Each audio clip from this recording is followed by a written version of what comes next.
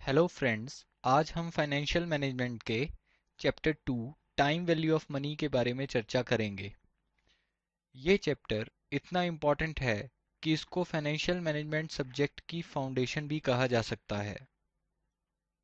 इस चैप्टर में जो टॉपिक्स कवर किए जाएंगे वह कुछ इस तरह से हैं: timeline, principal of time value of money, calculating future value, calculating present value, time value of money techniques, rates of interest, compounding periods, cash flow patterns जिसमें mixed cash flow pattern, annuity, perpetuity, growing perpetuity and growing annuity cover किए जाएंगे। Students, इस video lecture में हम कई तरह की financial calculations करना सीखेंगे। इसलिए आप सबके पास एक ऑर्डिनरी कैलकुलेटर होना ज़रूरी है।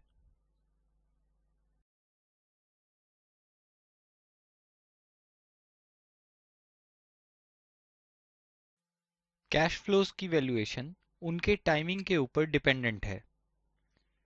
डिफरेंट कैश फ्लोज की टाइमिंग को रिप्रेजेंट करने के लिए टाइमलाइन की हेल्प ली जाती है। Timeline can be used to depict different cash flows occurring at different points in time. यह टाइमलाइन कैश फ्लोज की टाइमिंग एज वेल एज उनके अमाउंट दोनों को शो करती है। टाइमलाइन एक हॉरिजॉन्टल लाइन है जिसके ऊपर zero appears at the leftmost end and future periods are marked from left to right. 0 represents today, that is present. 1 represent करता है end of period 1 and the portion of line from 0 to 1 represents period 1. Similarly, 2 represents end of second period and the portion of line from 1 to 2 represents period 2. ध्यान दें, end of period 1 also represents beginning of period 2 and similarly end of period 2 also represents beginning of period 3. आमतौर पर ये periods years ही होते हैं, लेकिन कई cases के अंदर ये पीरियड अदर देन ईयर्स जैसे कि semi annual period, quarters, months या इवन डेज भी हो सकते हैं। कैश आउटफ्लोज नेगेटिव साइन के साथ रिप्रेजेंट किए जाते हैं और cash inflows either positive sign या विदाउट साइन के साथ रिप्रेजेंट किए जाते हैं। Let us understand now the basic principle of time value of money. इस प्रिंसिपल को समझने के लिए हम एक एग्जाम्पल लेते हैं। Suppose you have been offered a choice between receiving 100 rupees today या 100 rupees at the end of 1 year. So आपके पास दो ऑप्शंस हैं, या तो 100 रुपये आप आज रिसीव कर सकते हैं या यही 100 रुपये आपको at the end of 1 year मिलेंगे। Now which one would you prefer and why? The answer is quite obvious that you will prefer to receive 100 rupees today. आइए समझें that why 100 rupees today is more valuable to you. The simplest way to understand this is कि अगर 100 रुपये आपको आज मिल जाएं, तो आप उन 100 रुपये को कहीं इन्वेस्ट करके उसके ऊपर एक रेट ऑफ रिटर्न अर्न कर सकते हैं, एंड वही 100 रुपये at the end of year will become more than 100 rupees. For example, suppose you can invest the money at 6% rate of interest. तो अगर 100 रुपये आपको आज मिल जाएं और आप उसको 6% पर इन्वेस्ट कर दें, तो यही 100 रुपये at the end of 1 year 106 रुपये बन जाएंगे। Now, comparing 106 at the end of 1 year versus 100 at the end of 1 year, the answer is quite obvious that you will prefer 106, which means you will prefer receiving 100 rupees as of now, यानी आज 100 रुपये receive करना prefer करेंगे। दोस्तों, through this example हमने time value of money का एक basic principle समझा, that the value of money gets affected with the passage of time. Or in other words, a rupee in hand today is worth more than a rupee to be received in the future.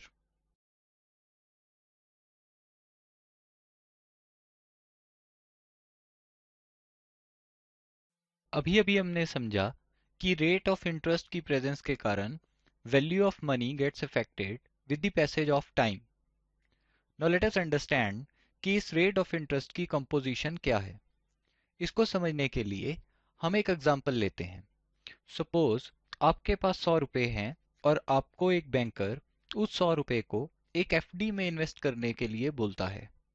Now what rate of interest you will expect to receive on this FD. First of all, वो banker आपको उन 100 रुपए की consumption को postpone करने के लिए बोल रहा है. तो definitely you will ask for a compensation for postponement of consumption.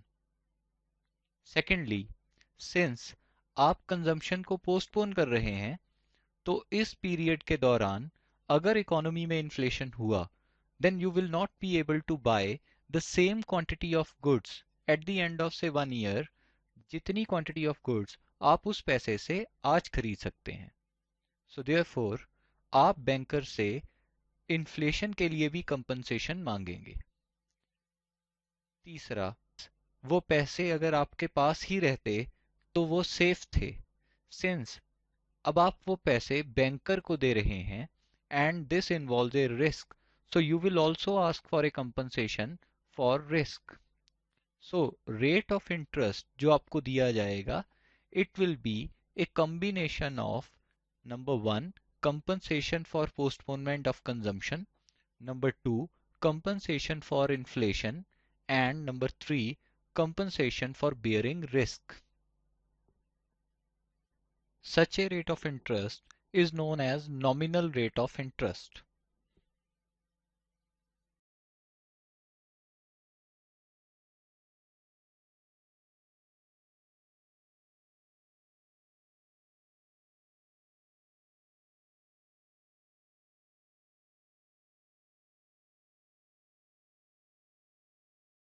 जिस रेट ऑफ इंटरेस्ट के बारे में अभी हम बात कर रहे थे, वह कंपाउंडेड रेट ऑफ इंटरेस्ट होगा.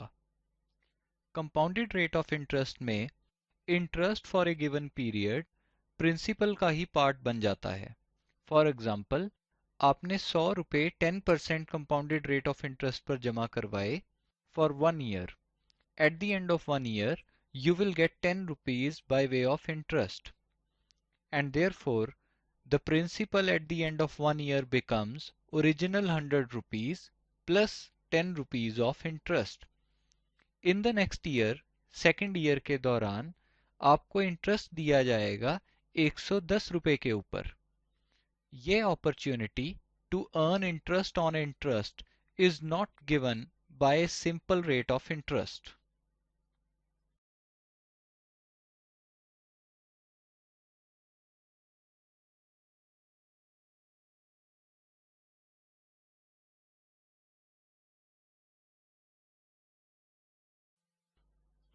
आइए एक एग्जाम्पल के थ्रू फ्यूचर वैल्यू कैलकुलेट करना सीखें.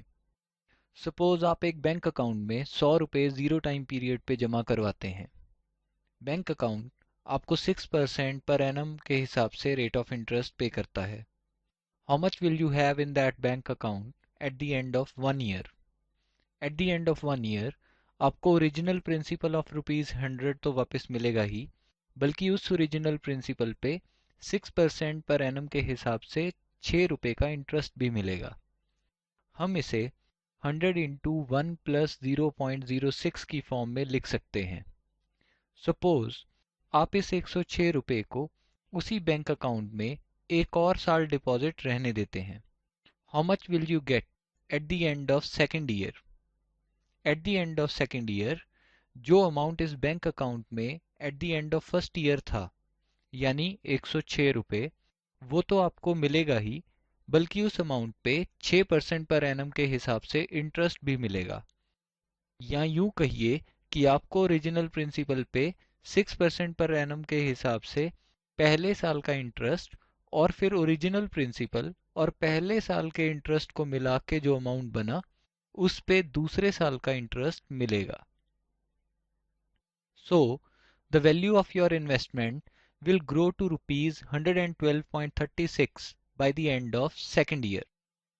इसे हम 100 into 1.06 raised to the power 2 की फॉर्म में भी लिख सकते हैं। इस एग्जाम्पल से हम फ्यूचर वैल्यू कैलकुलेट करने के तरीके को जनरलाइज कर सकते हैं। Future value at the end of t years may be found by multiplying the present amount by a factor of 1 plus r each year for t years. यानी future value will be equal to present value into 1 plus r raised to the power t. इस formula में 1 plus r raised to the power t को future value interest factor भी कहा जाता है। Future value interest factor को future value interest factor table से refer किया जा सकता है। फ्यूचर वैल्यू इंटरेस्ट फैक्टर को कैलकुलेटर पे भी कैलकुलेट किया जा सकता है। फॉर एग्जांपल, अगर आपको future value interest factor calculate करना है for 5 years eight 8% per annum, आप कैलकुलेटर पे 1.08 एंटर करेंगे, फिर मल्टीप्लाई का बटन प्रेस करेंगे और फिर इक्वल टू का बटन 4 बार प्रेस करेंगे। ध्यान दें कि 5 इयर्स का फैक्टर कैलकुलेट करने के लिए आपने इक्वल टू का बटन 4 बार प्रेस किया, यानी जितने इयर्स उससे एक कम। ये स्टेप्स लेने के बाद कैलकुलेटर 1.469328076 शो करेगा। ये फिगर है future value interest factor at 8% for 5 years, जिसे हम 4 डेसिमल प्लेसेस तक राउंड ऑफ कर सकते हैं। आइए फ्यूचर वैल्यू इंटरेस्ट फैक्टर से फ्यूचर वैल्यू कैलकुलेट करना सीखें। 500 रुपीस की फ्यूचर वैल्यू कैलकुलेट कीजिए at the end of 3 years at 7.5%। Future value calculate करने के लिए 500 को future value interest factor at 7.5% for 3 years के साथ मल्टीप्लाई किया जाएगा। Future value interest factor at 7.5% for 3 years calculate करने के लिए आप कैलकुलेटर पे 1.075 एंटर करेंगे, फिर मल्टीप्लाई का बटन प्रेस करेंगे और फिर इक्वल टू का बटन 2 बार प्रेस करेंगे, यानी 3 साल के लिए 2 बार। ये स्टेप्स लेने के बाद कैलकुलेटर आपको 1.242296875 शो करेगा। ये figure future value interest factor at 7.5% for 3 years है, जिसे हम 4 डेसिमल प्लेसेस तक राउंड ऑफ करके 1.2423 भी लिख सकते हैं। अब फ्यूचर वैल्यू कैलकुलेट कराने के लिए हम 500 को 1.2423 से मल्टीप्लाई करेंगे and the result is 621.15, which is future value of rupees 500 at the end of 3 years at 7.5%.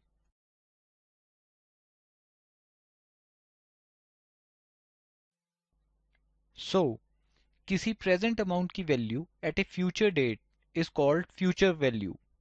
Future value calculate करने के लिए हम प्रेजेंट अमाउंट को स्पेसिफाइड नंबर ऑफ पीरियड्स के लिए कंपाउंड करते हैं। फ्यूचर वैल्यू कैलकुलेट करने के इस प्रोसेस को कंपाउंडिंग भी बोला जाता है।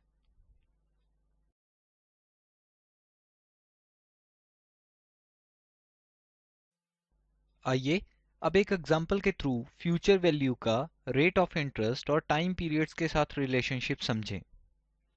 Suppose present amount is rupees 500, rate of interest is 7.5%।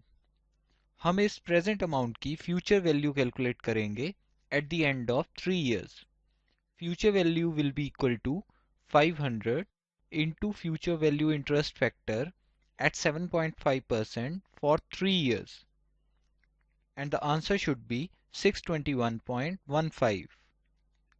आइए अब इस प्रेजेंट अमाउंट की फ्यूचर वैल्यू कैलकुलेट करें eight the end of 4 years.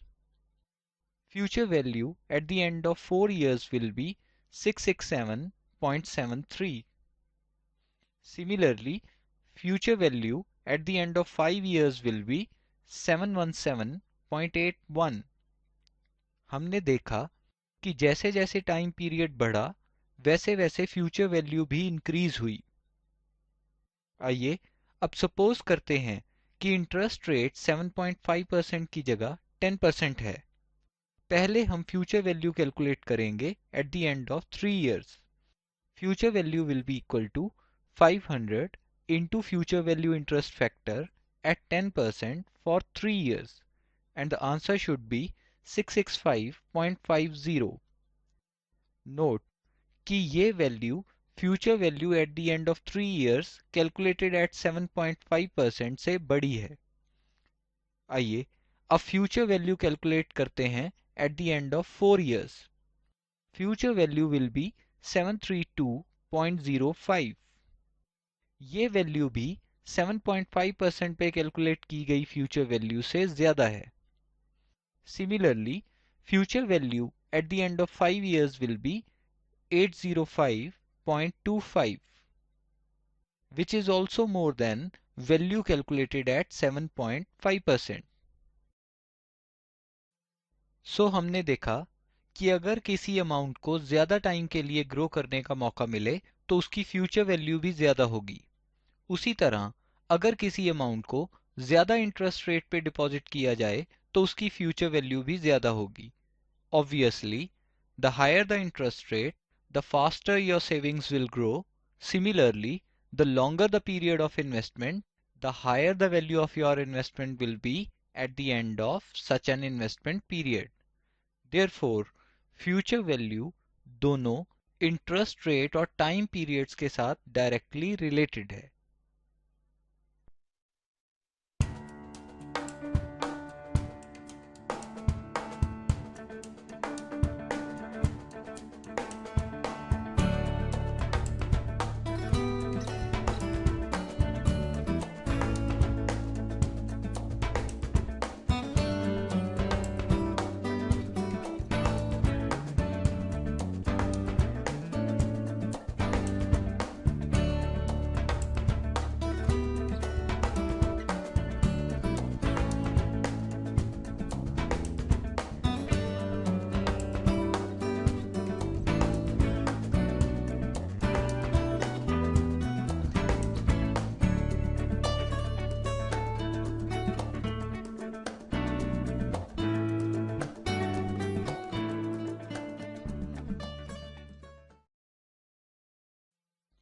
चलिए अब प्रेजेंट वैल्यू कैलकुलेट करना सीखें। प्रेजेंट वैल्यू के कंसेप्ट को समझने के लिए एक एग्जांपल लेते हैं। सपोज आप कुछ रुपयों को इन्वेस्ट करना चाहते हैं और इन्वेस्टमेंट के लिए आपके पास दो ऑप्शंस हैं। पहली ऑप्शन है बैंक में एफडी जो कि आपको 6% पर एनम के हिसाब से इंटरेस्ट पे करेगी, और दूसरी ऑप्शन है आपका एक फ्रेंड। मान के चलते हैं कि दोनों इन्वेस्टमेंट ऑप्शंस इक्विवेलेंट हैं रिस्क के पॉइंट ऑफ व्यू से, यानी जितना रिस्क बैंक के पास इन्वेस्ट करने पे है उतना ही रिस्क फ्रेंड के पास इन्वेस्ट करने पे है। अगर आपका फ्रेंड आपको at the end of 2 years 112.36 offer करे तो आप ऐसी अपॉर्चुनिटी के लिए आज मैक्सिमम कितना अमाउंट इन्वेस्ट करने के लिए तैयार होंगे। बेसिकली 112.36 की जो आज वर्थ है आप उससे ज्यादा इन्वेस्ट नहीं करेंगे। किसी भी चीज की वर्थ कैलकुलेट करने के लिए उसे इक्विवेलेंट ऑल्टरनेटिव के साथ कंपेयर करवाया जाता है। आपके फ्रेंड के पास इन्वेस्टमेंट का इक्विवेलेंट ऑल्टरनेटिव है बैंक। 112.36 ऑफर्ड बाय फ्रेंड की वर्थ कैलकुलेट करवाने के लिए हम ये कैलकुलेट करेंगे कि यदि इतना ही amount at the end of 2 years हमें बैंक से मिले तो आज हमें बैंक के पास कितना अमाउंट डिपॉजिट करना होगा। So let x be the amount जो हम बैंक के पास डिपॉजिट करेंगे। इस अमाउंट की future value at 6% at the end of 2 years calculate करने के लिए हम x को future value interest factor at 6% for 2 years के साथ मल्टीप्लाई करेंगे। फ्यूचर वैल्यू को 112.36 ऑफर्ड बाय फ्रेंड के इक्वल रखा जाएगा और इस इक्वेशन में से x कैलकुलेट कर लिया जाएगा। जो एग्जांपल हमने ली उसमें x will be equal to ₹100, यानी अगर बैंक के पास 100 रुपए डिपॉजिट किए जाएं एट 6% for 2 years तो उसकी future value will become 112.36 at the end of 2 years. Therefore, 100 rupees is the worth of 112.36 offered by friend. Finance में इस वर्थ को प्रेजेंट वैल्यू के नाम से जाना जाता है।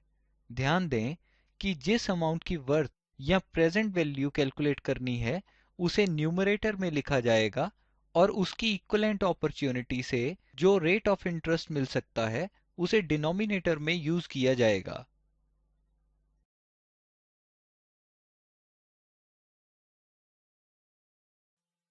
प्रेजेंट वैल्यू कैलकुलेट करना फ्यूचर वैल्यू कैलकुलेट करने से बिल्कुल उलट है। फ्यूचर वैल्यू को कैलकुलेट करने के लिए हम प्रेजेंट वैल्यू को कंपाउंड करते हैं, जबकि प्रेजेंट वैल्यू को कैलकुलेट करने के लिए हम फ्यूचर वैल्यू को डिस्काउंट करते हैं। फ्यूचर वैल्यू कैलकुलेट करने के प्रोसेस को कंपाउंडिंग बोला जाता है, जबकि प्रेजेंट वैल्यू कैलकुलेट करने के प्रोसेस को डिस्काउंटिंग बोला जाता है। फ्यूचर वैल्यू कैलकुलेट करने के लिए future value interest factor use किया जाता है, जबकि प्रेजेंट वैल्यू कैलकुलेट करने के लिए present value interest factor use किया जाता है। प्रेजेंट वैल्यू कैलकुलेट करने के लिए जो इक्वेशन यूज की जाती है उसमें 1 by 1 plus R raise to the power T present value interest factor है।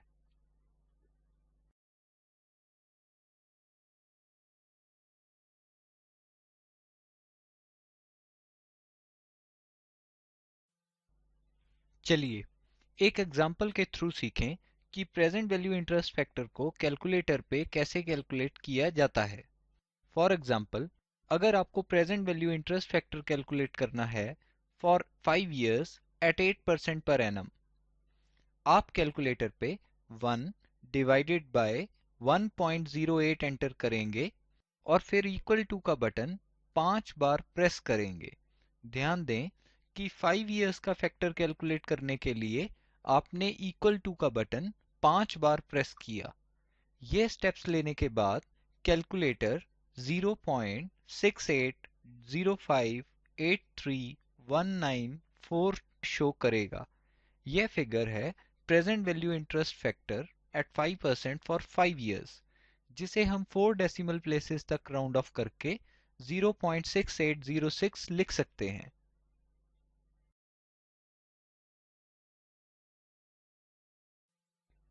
जैसे हमने फ्यूचर वैल्यू इंटरेस्ट फैक्टर से फ्यूचर वैल्यू कैलकुलेट किया था, आइए अब प्रेजेंट वैल्यू इंटरेस्ट फैक्टर से प्रेजेंट वैल्यू कैलकुलेट करना सीखें।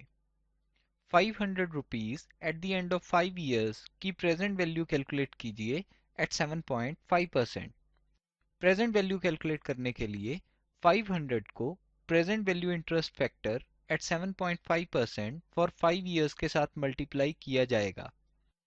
Present value interest factor at 7.5% for 5 years calculate करने के लिए आप कैलकुलेटर पे 1 डिवाइडेड बाय 1.075 एंटर करेंगे और फिर इक्वल टू का बटन 5 बार प्रेस करेंगे। ये स्टेप्स लेने के बाद कैलकुलेटर 0.69655861 शो करेगा, जिसे हम 4 डेसिमल प्लेसेस तक राउंड ऑफ करके 0.6966 लिख सकते हैं।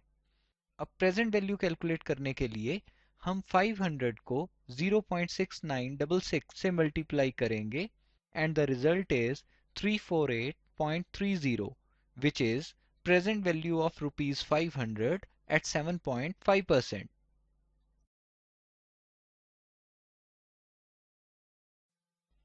प्रेजेंट वैल्यू दोनों इंटरेस्ट रेट और टाइम पीरियड्स के साथ इन्वर्सली रिलेटेड है। इंटरेस्ट रेट जितना हायर होगा प्रेजेंट वैल्यू उतनी ही कम होगी। सिमिलरली टाइम पीरियड्स जितने ज्यादा होंगे प्रेजेंट वैल्यू उतनी ही कम होगी।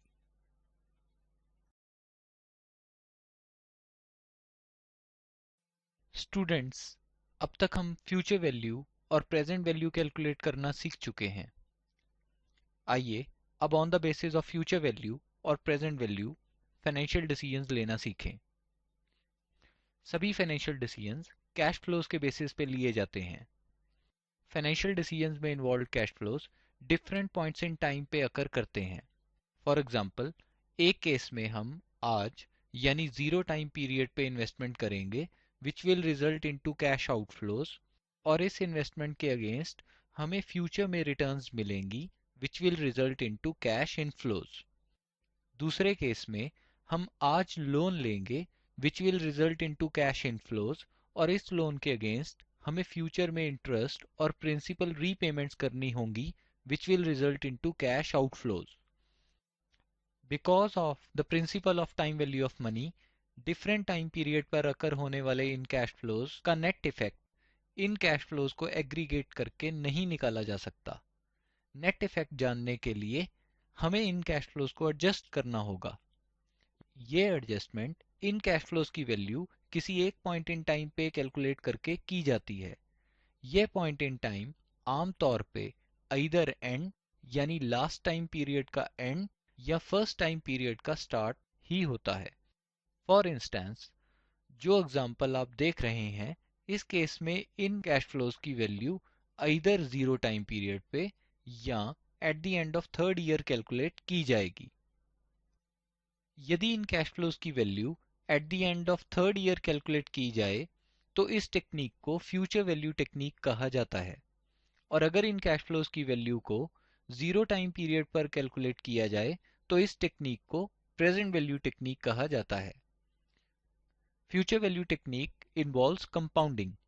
फ्यूचर वैल्यू टेक्निक में हम हर कैश फ्लो की फ्यूचर वैल्यू कैलकुलेट करते हैं और फिर उन वैल्यूज का सम टोटल कर देते हैं। Present value techniques involves discounting. Present value technique में हम हर कैश फ्लो की प्रेजेंट वैल्यू कैलकुलेट करते हैं और फिर उन वैल्यूज का सम टोटल कर देते हैं। जो decision future value technique adopt करके लिया जाएगा वही decision present value technique adopt करके ही आएगा। टेक्निक चाहे कोई भी अडॉप्ट की जाए पर decision will be the same. पर क्योंकि मैनेजर्स ये जानने में इंटरेस्टेड होते हैं कि किसी डिसीजन का फर्म की आज की वैल्यू के ऊपर क्या इफेक्ट पड़ेगा, इसलिए मैनेजर्स प्रेजेंट वैल्यू टेक्निक को यूज करना ज्यादा प्रेफर करते हैं।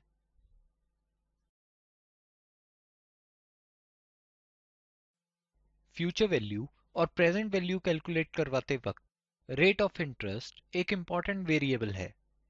आप फाइनेंस में तीन तरह के रेट्स ऑफ इंटरेस्ट फेस करेंगे। पहला नॉमिनल रेट ऑफ इंटरेस्ट, दूसरा periodic rate of interest and तीसरा effective annual rate of interest.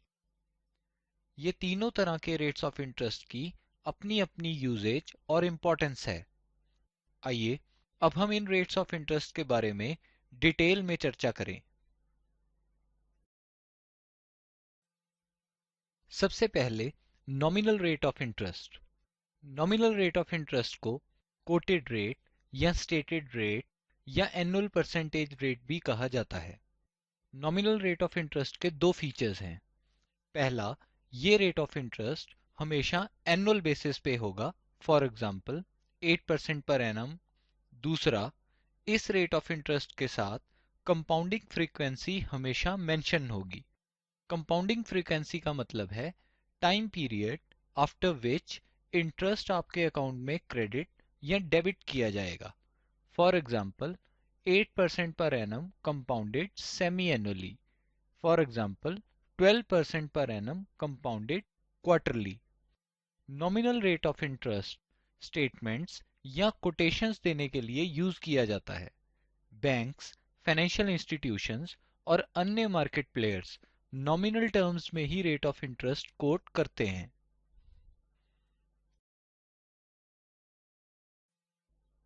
Periodic rate of interest.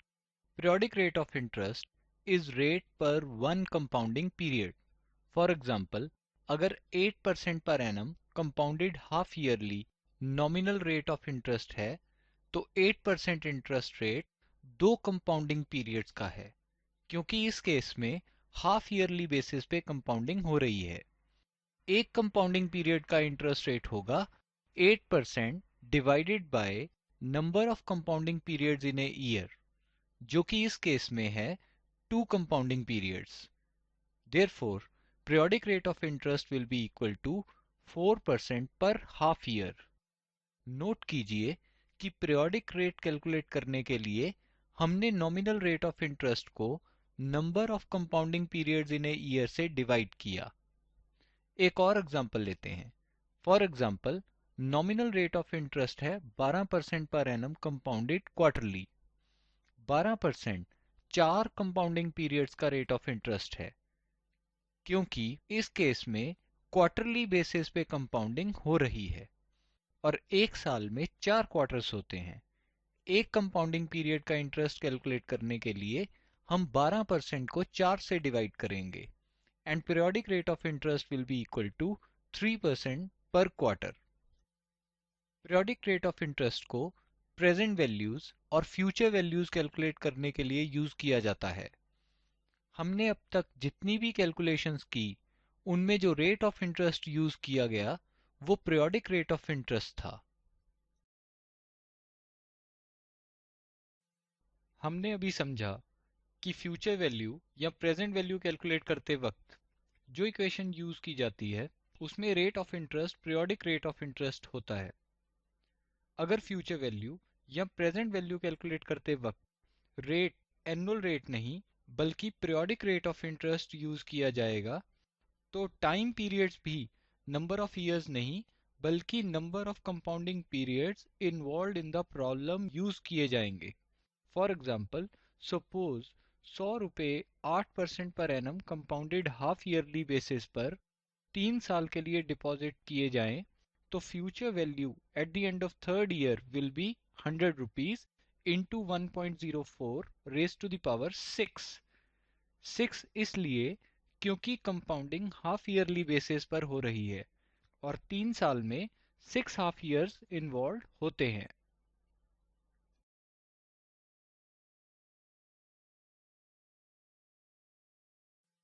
Compounding frequency दोनों रेट ऑफ इंटरेस्ट और टोटल नंबर ऑफ पीरियड्स को affect करती है। Rate of interest को इसलिए क्योंकि पीरियोडिक रेट कैलकुलेट करवाने के लिए हम नॉमिनल रेट को number of compounding periods in a year से डिवाइड करते हैं। उसी तरह अगर कंपाउंडिंग साल में ज्यादा बार हो रही हो तो total number of compounding periods भी ज्यादा होंगे। कंपाउंडिंग फ्रीक्वेंसी इस तरह रेट ऑफ इंटरेस्ट और टोटल कंपाउंडिंग पीरियड के थ्रू प्रेजेंट वैल्यू और फ्यूचर वैल्यू को अफेक्ट करती है। जितना जल्दी जल्दी कंपाउंडिंग होगी फ्यूचर वैल्यू उतनी ही ज्यादा होगी। जितनी जल्दी जल्दी कंपाउंडिंग होगी प्रेजेंट वैल्यू उतनी ही कम होगी।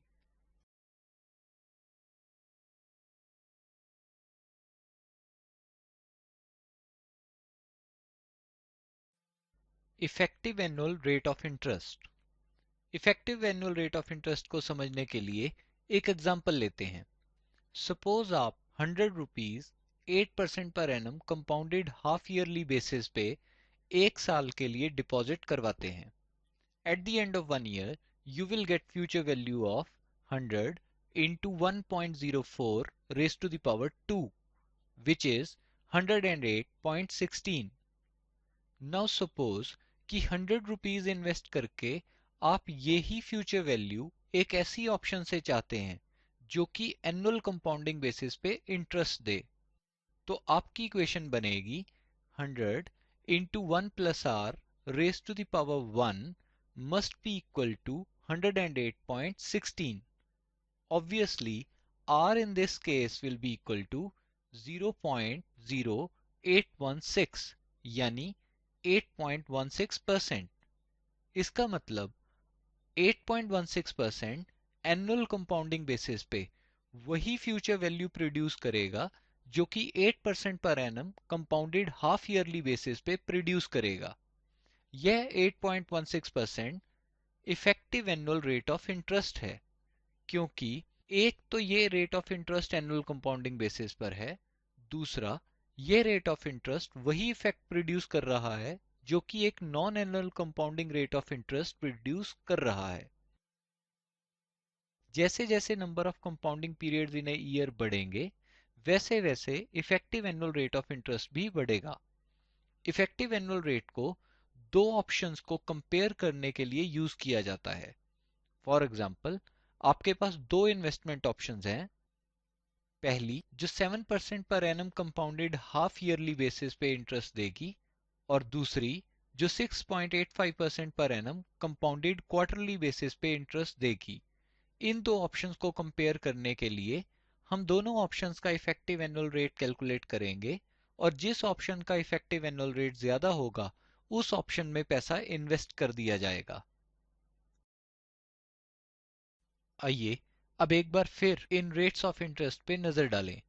कंपाउंडिंग या डिस्काउंटिंग करने के लिए ना तो nominal rate of interest use किया जाता है और ना ही effective annual rate of interest. Compounding या डिस्काउंटिंग करने के लिए सिर्फ periodic rate of interest use किया जाता है। केवल एक केस में नॉमिनल रेट, पीरियोडिक रेट और इफेक्टिव एनुअल रेट इक्वल होंगे और वो है जब साल में सिर्फ एक बार ही कंपाउंडिंग होगी। ऐसे केस में हम कह सकते हैं कि कंपाउंडिंग या डिस्काउंटिंग के लिए चाहे नॉमिनल, चाहे पीरियोडिक और चाहे इफेक्टिव एनुअल रेट यूज किया जा सकता है। बाकी सभी केसेस में सिर्फ periodic rate of interest he use किया जाएगा।